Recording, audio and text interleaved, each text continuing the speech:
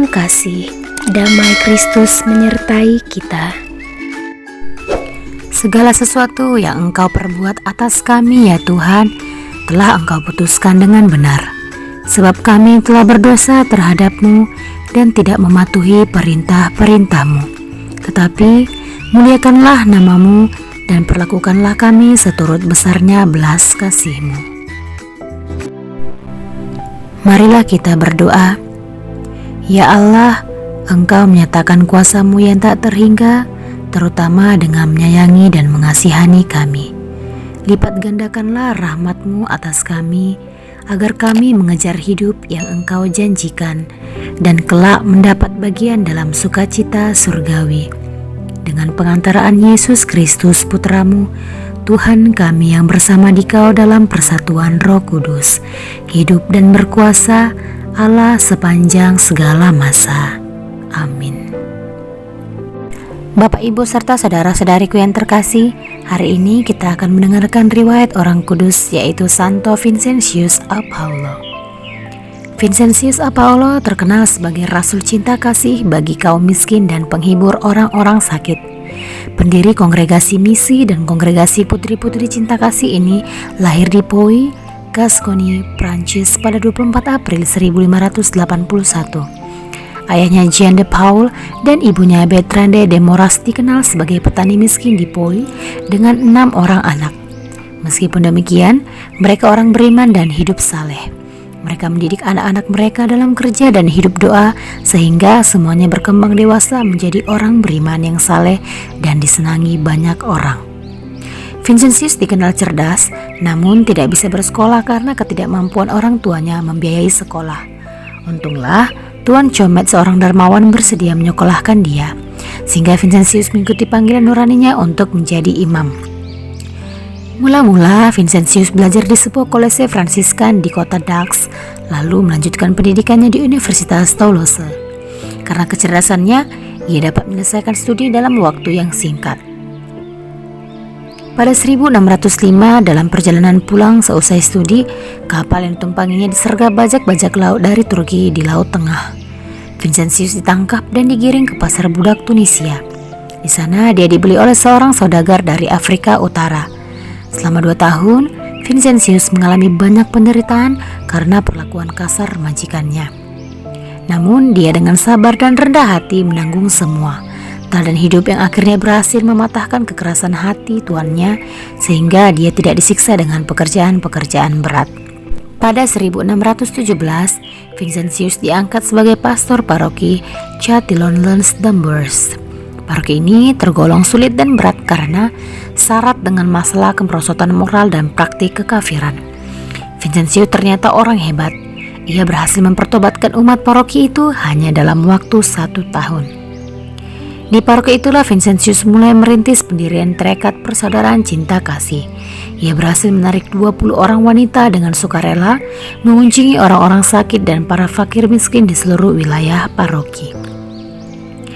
Masalah besar yang dihadapi Vincentius ialah kurangnya persiapan imam-imam diosesan Prancis untuk tugas-tugas pastoral. Untuk mengatasinya, Vincentius mulai melancarkan program pembinaan rohani khusus untuk para calon imam yang akan ditahbiskan. Bagi orang miskin dan orang sakit, ia mendirikan banyak yayasan persaudaraan cinta kasih yang telah dimulainya di paroki Châtillon-les-Dambers. Vincentius Apaulo akhirnya meninggal dunia di Paris pada 27 September 1660. Oleh Paus Clemens yang ke-12, ia digelari kudus pada 1737, dan oleh Paus Leo yang ke-13, dia diangkat sebagai pelindung semua karya dan perkumpulan cinta kasih. Demikianlah riwayat orang kudus, yaitu Santo Vincentius Apaulo. Cintailah Tuhan dengan kedua tanganmu sampai kecapaian dan dengan butir-butir peluh yang mengucur dari wajahmu. Oleh Vincentius Apaulo. Bacaan pertama. Kalau orang fasik bertobat dari kefasikan yang dilakukannya, ia akan menyelamatkan nyawanya. Pembacaan dari Nubuat Yehezkiel. Beginilah firman Tuhan Allah, kamu berkata, tindakan Tuhan tidak tepat. Dengarlah dulu, hai kaum Israel. Apakah tindakanku yang tidak tepat, ataukah tindakanmu yang tidak tepat? Kalau orang benar berbalik dari kebenarannya dan melakukan kecurangan sehingga ia mati, ia harus mati karena kecurangan yang dilakukannya. Sebaliknya, kalau orang fasik bertobat dari kefasikan yang dilakukannya dan ia melakukan keadilan serta kebenaran, ia akan menyelamatkan nyawanya. Ia insaf dan bertobat dari segala durhaka yang dibuatnya, maka ia pasti hidup, ia tidak akan mati. Demikianlah sabda Tuhan. Syukur kepada Allah. Perlihatkanlah kepada kami kasih setiamu ya Tuhan. Beritahukanlah jalan-jalanmu kepadaku ya Tuhan. Tunjukkanlah lorong-lorongmu kepadaku. Bawalah aku berjalan dalam kebenaran-Mu dan ajarlah aku. Sebab Engkaulah Allah yang menyelamatkan daku. Engkau ku nanti-nantikan sepanjang hari. Perlihatkanlah kepada kami kasih setiamu ya Tuhan. Ingatlah segala rahmat dan kasih setiamu ya Tuhan. Sebab semuanya itu sudah ada sejak purbakala. Dosa-dosaku pada waktu muda dan pelanggaran-pelanggaranku janganlah kau ingat.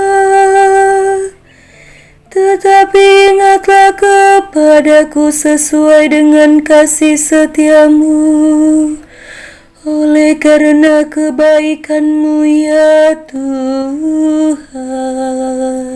Perlihatkanlah kepada kami kasih setiamu ya Tuhan.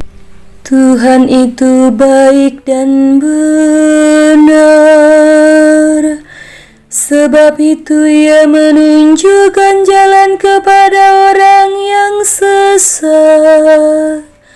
Ia membimbing orang-orang yang rendah hati menurut hukum dan mengajarkan jalannya kepada orang-orang yang bersahaja. Perlihatkanlah kepada kami kasih setiamu ya Tuhan. Bacaan kedua. Dalam hidupmu bersama, hendaknya kamu bersikap seperti Kristus Yesus. Pembacaan dari surat Rasul Paulus kepada jemaat di Filipi. Saudara-saudara, dalam Kristus ada nasihat, ada penghiburan kasih, ada persekutuan roh, ada kasih mesra dan belas kasihan. Maka sempurnakanlah sukacitaku dengan ini. Hendaklah kamu sehati sepikir dalam satu kasih, satu jiwa dan satu tujuan, dengan tidak mencari kepentingan sendiri atau pujian yang sia-sia. Sebaliknya dengan rendah hati, anggaplah orang lain lebih utama daripada dirimu sendiri. Janganlah masing-masing hanya memperhatikan kepentingannya sendiri, melainkan kepentingan orang lain juga. Dalam hidupmu bersama, hendaklah kamu bersikap seperti Kristus Yesus. Walaupun dalam rupa Allah, Ia tidak menganggap kesetaraan dengan Allah itu sebagai milik yang harus dipertahankan. Sebaliknya, Ia telah mengosongkan diri dan mengambil rupa seorang hamba dan menjadi sama dengan manusia. Dan dalam keadaan sebagai manusia, Ia telah merendahkan dirinya dan taat sampai mati, bahkan sampai mati di kayu salib. Itulah sebabnya Allah sangat meninggikan dia dan menganugerahinya nama di atas segala nama, supaya dalam nama Yesus bertekuk lututlah segala yang ada di langit, yang ada di atas dan di bawah bumi, dan bagi kemuliaan Allah Bapa segala lidah mengaku Yesus Kristus adalah Tuhan. Demikianlah sabda Tuhan. Syukur kepada Allah. Alleluia, alleluia, alleluia, alleluia. Domba-dombaku mendengarkan suaraku, sabda Tuhan. Aku mengenal mereka dan mereka mengikuti aku. Alleluia, alleluia, alleluia, alleluia. Bacaan Injil. Yohanes Pembaptis datang dan orang-orang berdosa percaya kepadanya. Inilah Injil Yesus Kristus menurut Matius. Sekali peristiwa, Yesus berkata kepada imam-imam kepala dan tua-tua bangsa Yahudi, "Bagaimana pendapatmu? Ada orang mempunyai 2 anak laki-laki. Ia pergi kepada yang sulung dan berkata, 'Anakku, pergilah bekerja di kebun anggur hari ini.' Jawab anak itu, 'Baik, Bapa.' Tetapi ia tidak pergi. Lalu orang itu pergi kepada anak yang kedua dan berkata demikian juga. Dan anak itu menjawab, 'Tidak mau.'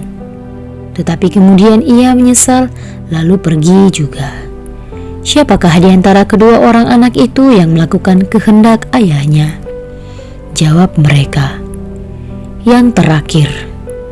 Maka berkatalah Yesus kepada mereka, "Aku berkata kepadamu, sesungguhnya pemungut-pemungut cukai dan para pelacur akan mendahului kamu masuk ke dalam kerajaan Allah. Sebab Yohanes datang untuk menunjukkan jalan kebenaran kepadamu, dan kamu tidak percaya kepadanya. Tetapi pemungut-pemungut cukai dan para pelacur percaya kepadanya. Dan meskipun melihatnya, kamu tetap tidak menyesal, dan kamu tidak juga percaya kepadanya." Demikianlah Injil Tuhan. Terpujilah Kristus. Bapak, Ibu, serta saudara-saudariku yang terkasih, renungan pada hari ini mengenai pertobatan. Di dalam Injil, Yesus sedang menyoroti kategori orang yang hidup dalam bayang-bayang masyarakat, dan dia menunjukkan mereka sebagai pemungut pajak dan pelacur. Singkatnya, semua orang yang dianggap gagal dalam masyarakat. Dan secara umum, kegagalan dapat dibagi menjadi 2 kelas. Mereka yang memikirkannya tetapi tidak pernah melakukan apa-apa, dan mereka yang melakukannya tetapi tidak pernah memikirkannya.